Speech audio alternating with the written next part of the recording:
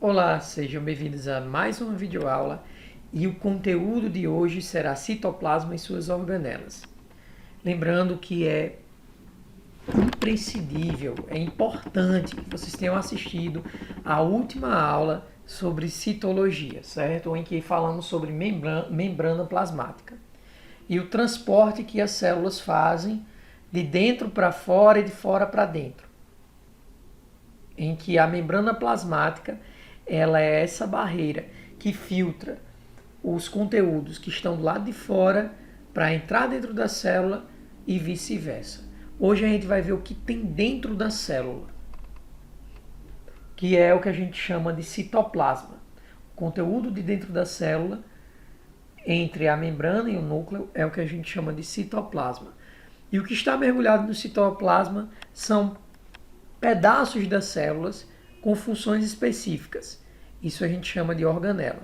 Para começo de conversa, vamos entender o que é um citoplasma, o que é revisar o que é membrana plasmática, o que é DNA e RNA, certo? E o que são ribossomos. Porque essas quatro estruturas estão presentes em todas as células do mundo. Ok? Todas as células do mundo têm essas quatro estruturas básicas: citoplasma, membrana plasmática, DNA e RNA e ribossomos. Olha só, gente. Citoplasma não é nada mais, não é nada menos que o conteúdo que está entre o núcleo de uma célula, certo? Aqui está o núcleo e a membrana. Tudo que está aqui dentro, a gente chama isso de citoplasma. Então, citoplasma é essa região interna da célula, tá? Entre o material genético e a membrana. Essa parte interna é o citoplasma.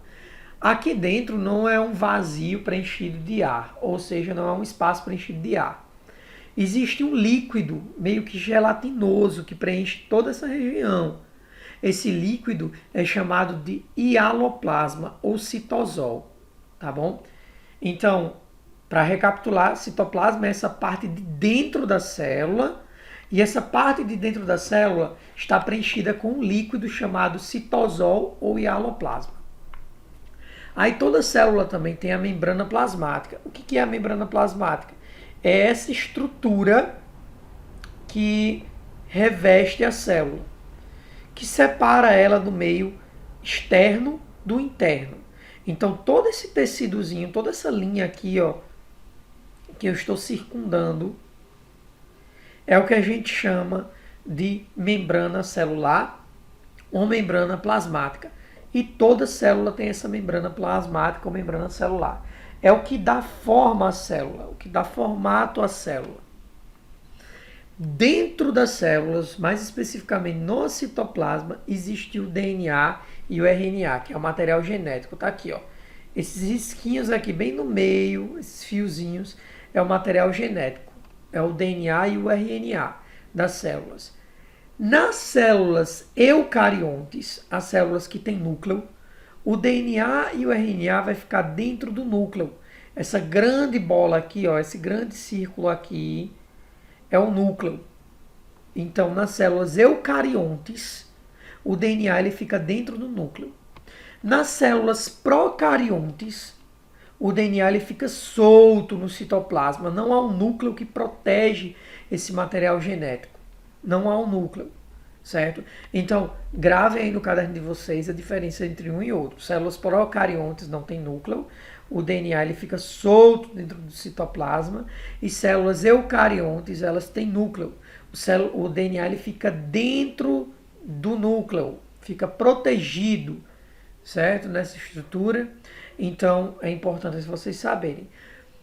Qual é o exemplo de célula procarionte em que não tem núcleo? São bactérias e cianobactérias, que são bactérias de ambientes aquáticos, tá bom? E arqueobactérias também. Podemos dizer que são seres vivos que vivem em ambientes extremos da Terra, tipo em altas temperaturas, em alta salinidade e assim por diante. Já as células eucariontes são todas as outras células que pertencem a todos os outros seres vivos, com exceção de bactérias, cianobactérias e arqueobactérias. Ou seja, a célula de um gato ela vai ter núcleo. A célula de uma árvore também. A célula de um fungo também. A célula de um ser humano também. Então todas as outras células são eucariontes. Aqui a gente pode ver uma microfotografia de uma célula da bochecha humana. E claramente conseguimos ver o núcleo das células, que é essa bolinha aqui do centro. Dentro dessa bolinha está guardado o DNA e o RNA. Tá bom? A membrana plasmática, então, é toda essa região aqui, ó, que reveste a célula. E o citoplasma é o conteúdo de dentro da célula. Tá? Esse pontinho aqui é o núcleo. Tudo bem? Então, o DNA e o RNA das células eucariontes ficam dentro do núcleo e o DNA e o RNA das células procariontes ficam no citoplasma, porque ela não tem núcleo, então fica solto aqui dentro, tá bom? Além disso, todas as células têm ribossomos. O que seria, portanto, os ribossomos? Gente, os ribossomos, não vai estar nessa imagem, mas já eu mostro em outras, são pequenos pontinhos que ficam dentro das células. Se vocês ampliarem a imagem, vai ver onde é que eu estou apontando o mouse aqui. Ó. São pequenos pontinhos que ficam nas células. Aqui, ó. Esses pontinhos que ficam nas células, eles fabricam proteínas. Então, os ribossomos são fábricas de proteínas. São organelas que fabricam proteínas, que sintetizam proteínas. Tá bom? Por exemplo, torou um pedaço da membrana da célula. Então, os ribossomos eles vão fabricar as proteínas que constituem a membrana da célula. Do mesmo jeito aqui. Eles são essenciais em todas as células, independente seja procarionte ou eucarionte, porque se a célula perde um pedaço dela que seja derivado de proteína, que seja vindo de proteína, então os ribossomos eles vão fabricar esse pedaço a fim de regenerar a célula. Olha só, vamos ver um pouquinho de uma célula procarionte, tá bom? Uma célula procarionte vai ter o DNA, que ele está aqui solto. Eu vou até ampliar a imagem aqui para ficar melhor para vocês. Então, uma célula procarionte, ele vai ter o DNA, que ele está aqui solto, tá bom? Ele está aqui solto. Também vai ter a membrana celular, que é essa parte em verde aqui, mais interna.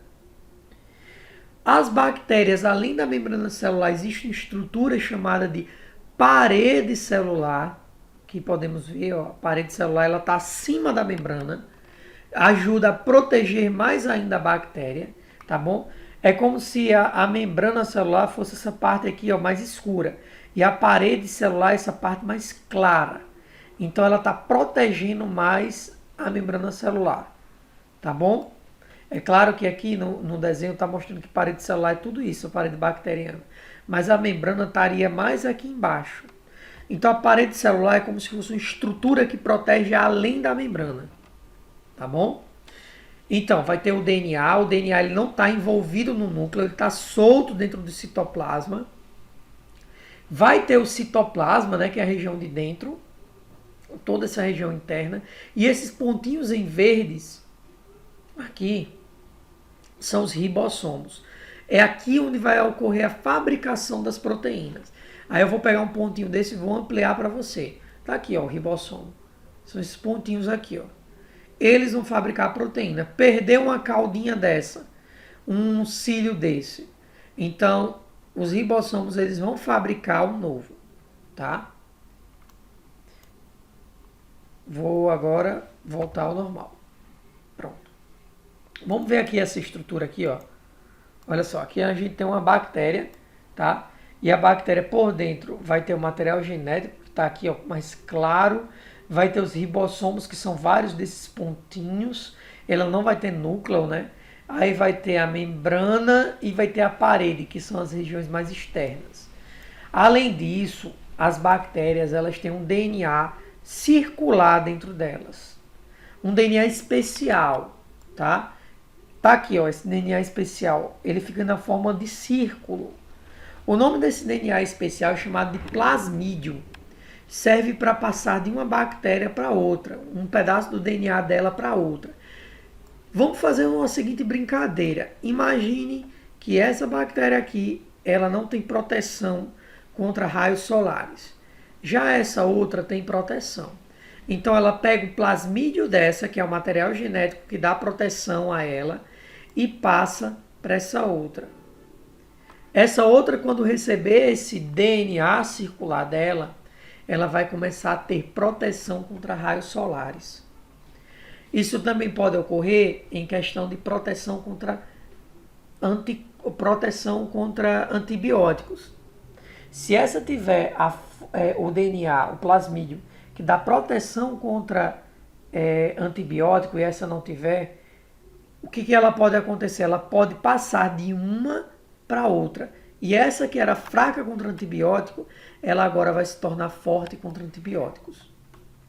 Então, gente, toda célula procarionte, principalmente as bactérias, vão ter essas estruturas. O ribossomo, isso dentro do citoplasma. O DNA solto aqui, ó, que é o material genético. Sim, o DNA ele fica completamente solto no citoplasma, mas ele tende a se agregar, a se unir numa região, se concentrar numa região. O nome dessa região onde o DNA é encontrado no citoplasma bacteriano é chamado de nucleóide. E aqui dentro vai ter o DNA circular chamado de plasmídio. Então, na região de dentro da bactéria, ou seja, no citoplasma, nós vamos encontrar três coisas. O DNA, concentrado numa região chamada nucleóide. Lembre-se, isso não é o núcleo. É apenas uma região que a gente encontra no DNA. Vai ter, aqui tudo é o citoplasma, que é a parte interna da bactéria. Vai ter os ribossomos, o DNA, e vai ter o plasmídio também. Tá bom? Isso tudo está dentro do citoplasma. Imagine que nosso corpo é uma célula. O que tem dentro do nosso corpo é o citoplasma. E os órgãos que tem dentro do nosso corpo são as organelas, os pedaços da célula. Só uma analogia para vocês ficarem ligados. Então, aqui seria o corpo, dentro do corpo é o citoplasma, e dentro do citoplasma da bactéria tem o DNA, os ribossomos e o plasmídio, que é um DNA circular especial. Não está representado aqui, mas eu posso desenhar aqui para vocês. Tá aqui, ó. Se tivesse um DNA na forma de círculo aqui, esse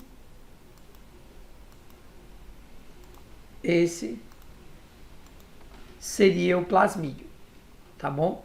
Então a bactéria ela vai ter essas três coisas, uma célula procarionte. Tudo bem? Vamos adiante. Agora a gente vai para dentro de uma célula eucarionte, tá bom? Vou ampliar a imagem novamente. Olha só, aqui a gente tem uma célula eucarionte. Aqui dentro é bem mais complexo no citoplasma dela. Vamos pegar essas regiões para cá. Essas regiões próximas ao núcleo vão ter duas organelas. O retículo endoplasmático granuloso, ou também chamado de rugoso, e o retículo endoplasmático não granuloso, liso. Adivinhe por que eles têm esses nomes. Eles ficam presos ao núcleo. Adivinhe por que eles têm esses dois nomes. O que a gente pode notar de diferença, além do formato deles? Um ele tem esses pontinhos parecendo umas verrugas. O outro não tem. O retículo endoplasmático granuloso, o REG, a abreviação é REG, retículo endoplasmático granuloso. O REG, portanto, ele vai ter ribossomos dentro dele. Tá vendo? Cada pontinho desse é um ribossomo. E eu disse a vocês que os ribossomos eles são responsáveis pelo quê? Fabricação de proteínas. Só que esses ribossomos são ribossomos especiais. São ribossomos que eles fabricam proteínas para fora da célula. Não vão ser usados na própria célula, eles vão para fora da célula. Eles vão atuar fora da célula. Vou dar um exemplo. A insulina é um hormônio que vem de proteína. Então, quem fabrica a proteína no nosso corpo são os ribossomos. A insulina pega o açúcar do seu sangue e manda para dentro das células. A insulina, portanto, é uma proteína, hormônio, que ela atua fora das células, pegando a glicose, o açúcar, e mandando para dentro da sua célula. Quem fabrica a insulina, que é um hormônio que está atuando fora da célula, é o retículo endoplasmático granuloso. Certo? Portanto, o REG é um tipo de retículo que ele pegou uma ruma de ribossomos, aderiu a ele, e ele fabrica proteínas para fora da célula. Já o retículo endoplasmático não granuloso, ou também chamado de liso, que a gente pode chamar ele então de REL, retículo endoplasmático liso, tá bom? Duras.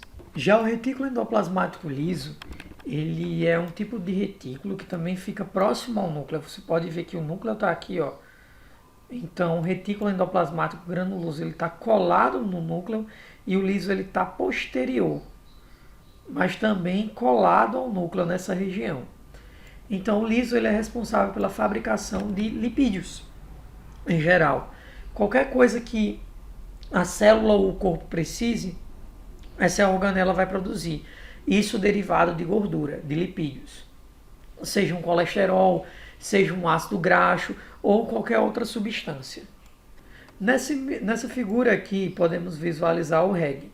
Isso é uma figura tirada de um microscópio, uma microfotografia, em que essas linhas aqui são o REG e esses pontinhos pretos são os ribossomos. E aqui temos os ribossomos, certo? À medida que eles vão... aqui é o RNA sendo lido e aqui o ribossomo ele vai lançando proteínas para fora da célula. Olha só as proteínas sendo lançadas para fora da célula, que interessante. A próxima organela que a gente vai falar, ela de longe é a mais importante das nossas células. É o complexo golgiense, certo? Essa bolsa aqui que parece mais uma gosma é o complexo golgiense. Olha que interessante. Falei a vocês que o retículo endoplasmático granuloso ele cria proteínas que irão para fora da nossa célula. A minha pergunta fica na seguinte campo: como essas proteínas elas seguem o caminho e saem da célula? É através do complexo golgiense que isso acontece. Quais são as funções do complexo golgiense? Ele vai pegar aqui as proteínas que estão sendo fabricadas no REG, essa bolinha aqui está cheia de proteína, ele entra dentro do complexo golgiense. O complexo golgiense trata de empacotar essa proteína e essa proteína com o pacote devido, ele sai para fora da célula. Olha a proteína saindo aqui, ó, certo? E ela é liberada para fazer sua função no corpo. Portanto, a primeira das grandes funções do complexo golgiense é empacotar as proteínas que vêm do REG, receber elas e secretar. Ele secreta as substâncias, ele libera para fora da célula. Secreção é isso, é liberar para fora da célula, tá bom? Só que o complexo golgiense ele tem outra função além dessa. Olha só, além disso, essas proteínas que são fabricadas no REG, no retículo endoplasmático granuloso, elas podem ter outro caminho. Elas entram aqui, tá bom? E quando elas entram, elas podem se tornar uma outra organela especial, chamada de lisossomo. Ela entra dentro do complexo golgiense. O complexo golgiense empacota essas proteínas especiais e ela se torna uma organela especial em forma de bolinha, chamada lisossomo. O lisossomo é muito importante, certo? Já já eu falo a importância dele. Então, uma terceira função do complexo golgiense, além de secretar substâncias, empacotar proteínas que vêm do REG, é criar lisossomos, tá? Que é essa bolinha aqui, ó, que ela vai ficar dentro da célula, tá? Ela vai ter uma função especial, já já eu falo dela. Uma outra coisa que os complexos golgienses fazem. Aqui tem uma célula. Essa célula ela vai sofrer uma metamorfose em que vai se tornar um espermatozoide, a célula reprodutora do homem. O complexo golgiense ele está aqui em amarelo, ó. Dá para ver mais aqui. À medida que a célula ela vai se transformando em espermatozoide, esse complexo golgiense ele virá a cabeça do espermatozoide. o que a gente chama de acrossomo.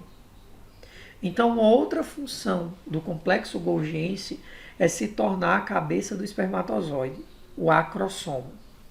Tá bom?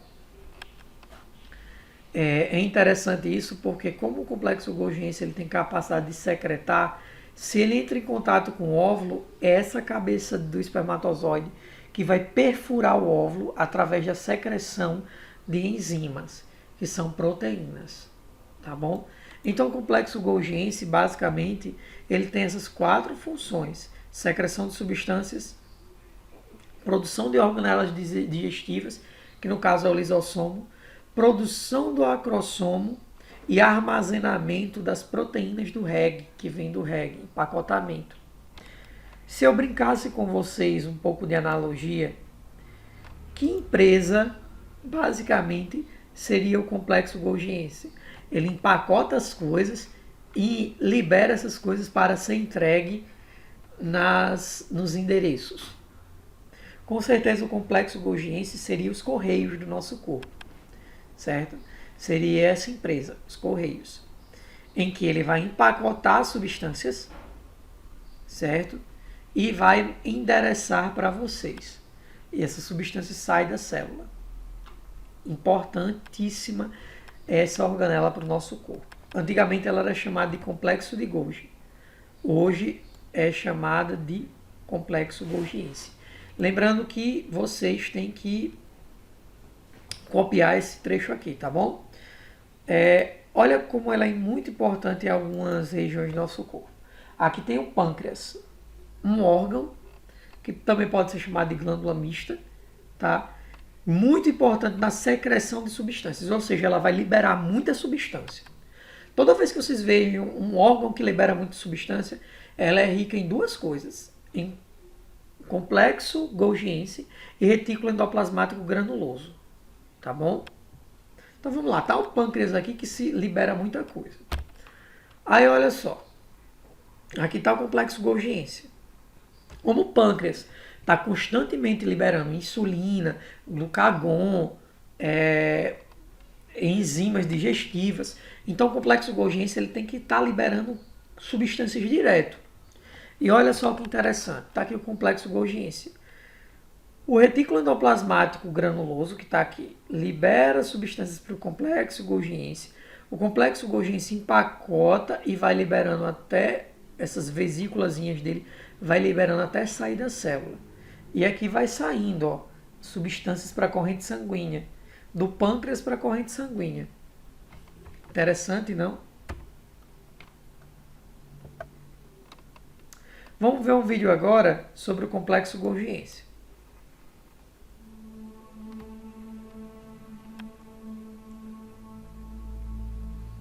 Esse em amarelo é o complexo golgiense.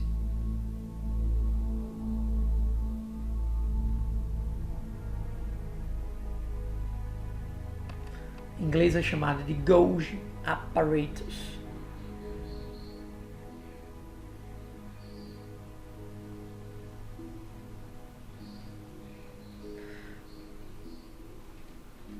Temos uma célula.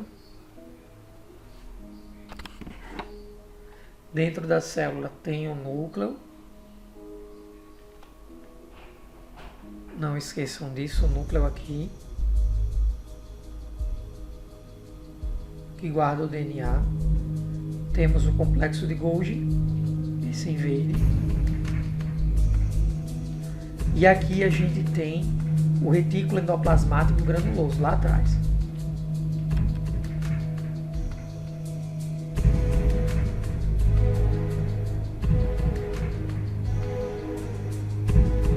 Aí o retículo endoplasmático granuloso libera uma vesícula cheia de proteína, ele empacota, o complexo golgiense empacota essa proteína que está vindo do REG.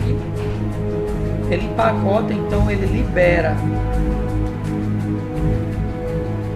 Olha ele liberando aqui. Tá pegando a proteína, empacota e manda para fora da célula. O processo segue.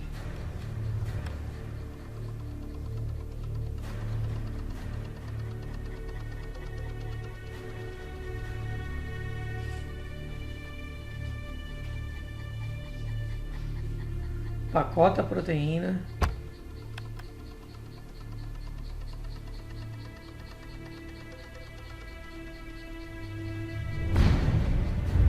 O processo segue, eu vou dar uma adiantada aqui no vídeo.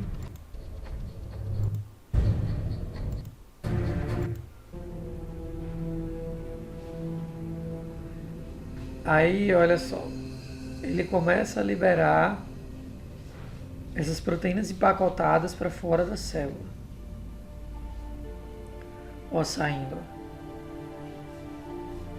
E assim elas fazem a função delas. A que pode ficar dentro da célula se torna um lisossomo. Curtiram esse vídeo? Pronto. Falamos do REG, agora vamos falar do lisossomo, ou melhor, falamos do complexo golgiense e agora vamos falar do lisossomo. Tá bom? Vamos lá. Os lisossomos eles surgem do complexo golgiense, como vocês sabem, mas eles têm uma função especial. Imagine que entra uma bactéria, vamos ampliar aqui a imagem. Imagina que entra uma bactéria dentro da célula, a célula come essa bactéria através do transporte de membrana, que a gente já estudou, chamado fagocitose. Ela come a bactéria está aqui, ó. Então a célula vai comer a bactéria e ela precisa ser destruída dentro da célula. O que acontece? O lisossomo, portanto, ele devora, ó, ele pega, tá aqui ele, ó, ele se une a essa parte que comeu a bactéria e libera essas proteínas que estão aqui dentro. Essas proteínas, elas são como um ácido. Elas destroem tudo aqui fora, ó, tudo que está aqui dentro. Desculpem, tudo que está aqui dentro. Então a bactéria ela é destruída. O lisossomo, portanto, é uma organela que ela digere as coisas dentro da célula. Ela é responsável por destruir as coisas dentro da célula. Então, quando o lisossomo ele digere substâncias que vêm de fora da célula, tipo essa bactéria, é o que a gente chama de heterofagia. Agora imagine uma organela dentro da célula que ela morreu. Ela não tem mais função.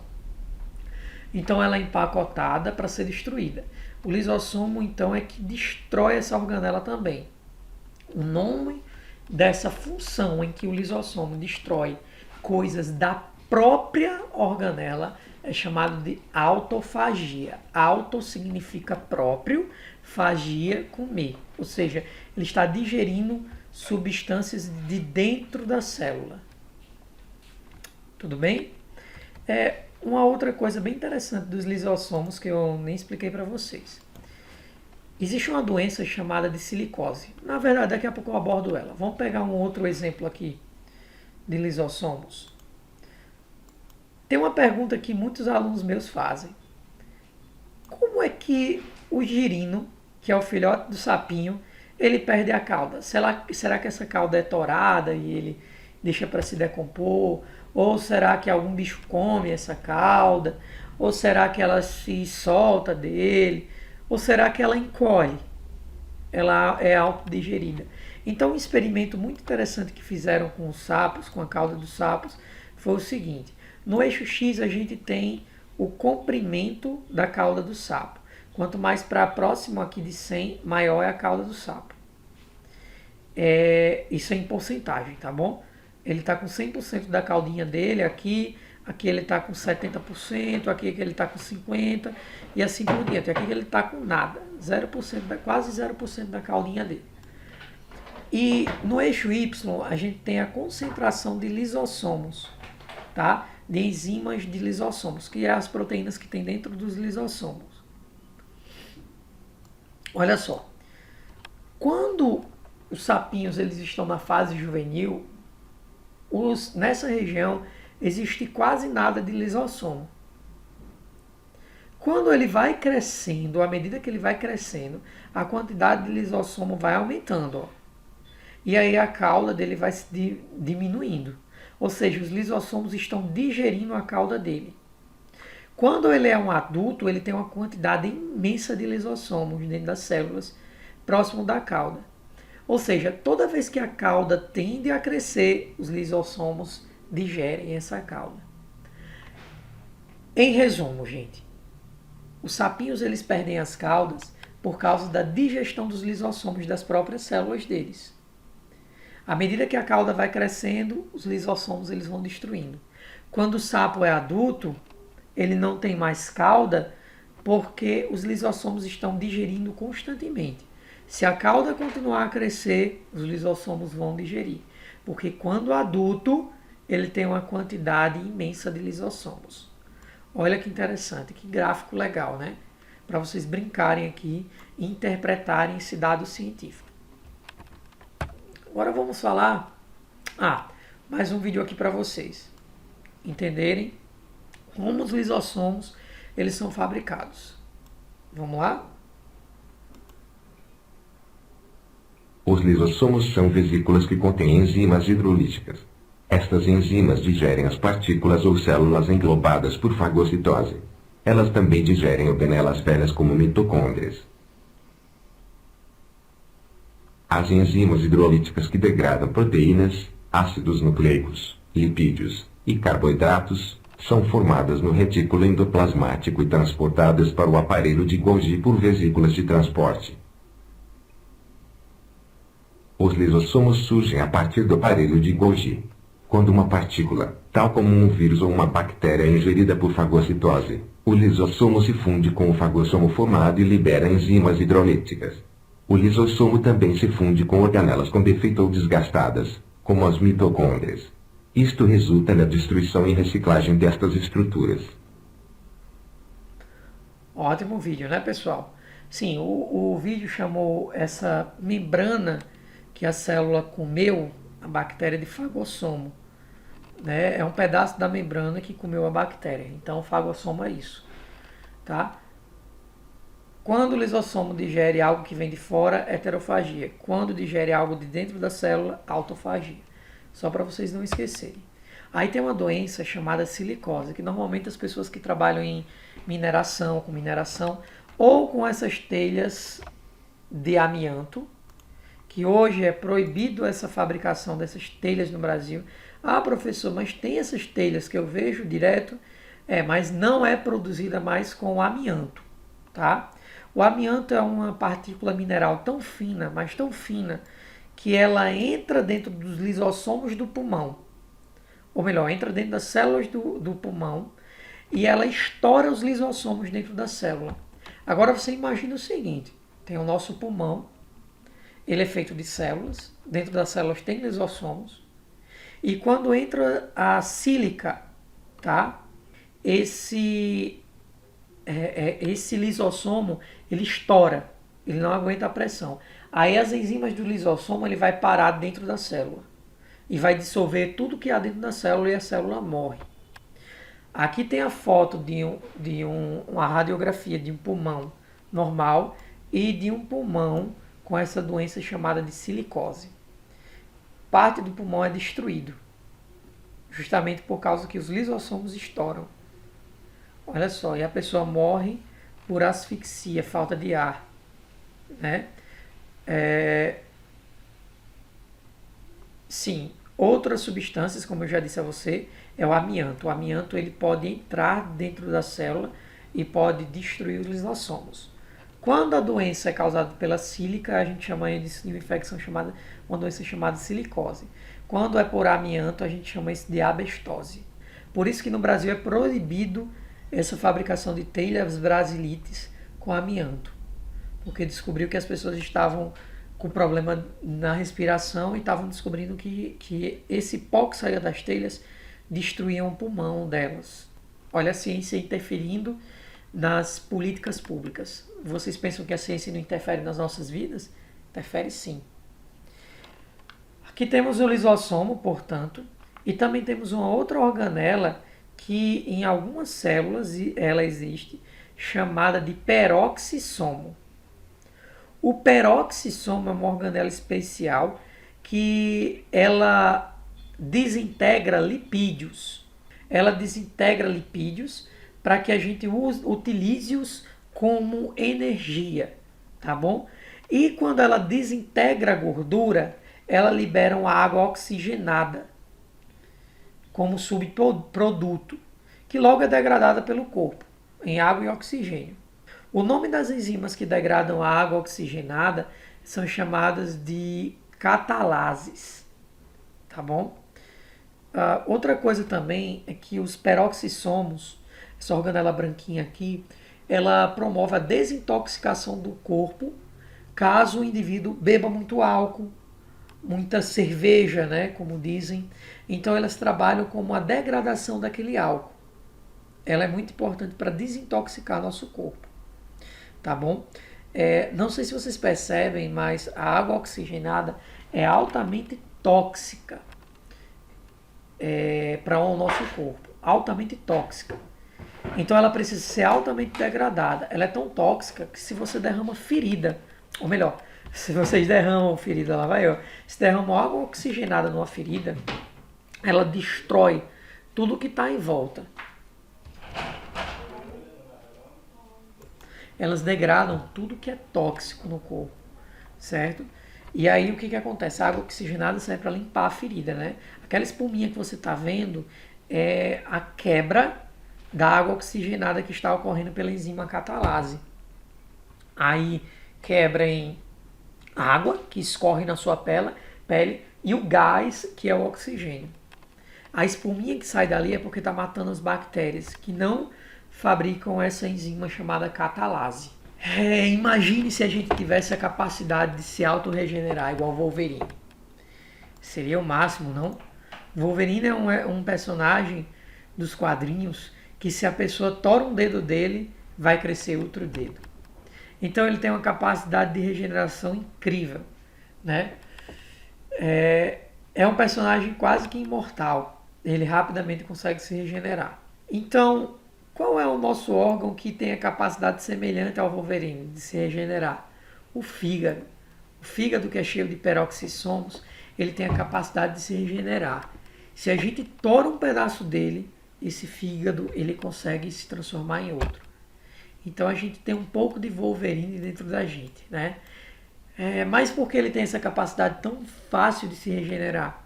Porque justamente ele é importante para evitar que a gente se intoxique com alguns tipos de alimento, tipo bebida, certo? Álcool e etc. É o fígado que limpa nosso corpo, que tira esses lipídios, essa gordura, esses ácidos graxos que vêm nas bebidas e transformam, porque o álcool é um subproduto da gordura. E se a gente deixar ele no nosso corpo, ele é tóxico. Então o fígado ele degrada esse álcool.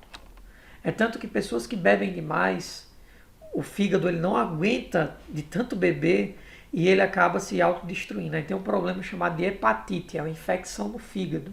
Também tem a cirrose, né? A cirrose é um outro problema. A hepatite também pode ser dado por vírus, né? Mas a cirrose é outro problema, que acaba destruindo o fígado. Agora, existem substâncias que normalmente está muito presente nas células vegetais, como também em alguns protozoários. Alguns lisossomos, eles ao invés de destruir as coisas, eles podem armazenar substâncias. Esses lisossomos que armazenam substâncias, eles são chamados de vacúolos. Tá? Existem vários vacúolos na natureza. O digestivo, o contrátil, o de reserva. Existem vários deles. Todos eles são lisossomos especiais. Olha só. Nas plantas, esse vacúolo aqui, ele armazena carboidrato. Tá? Ele pode armazenar água e carboidrato ao mesmo tempo, que é o caso das laranjas. As laranjas, os gomos delas, cada fiapinho daqueles que parece com uma gota de água é um vacúolo, tá bom? É uma célula cheia de vacúolos que serve para nutrir o vegetal quando necessário. Na próxima aula eu vou falar sobre o citoesqueleto, sobre a função do citoesqueleto e o que ele pode se tornar nas células, e sobre as mitocôndrias e cloroplastos. Então, pessoal, até a próxima aula e estudem!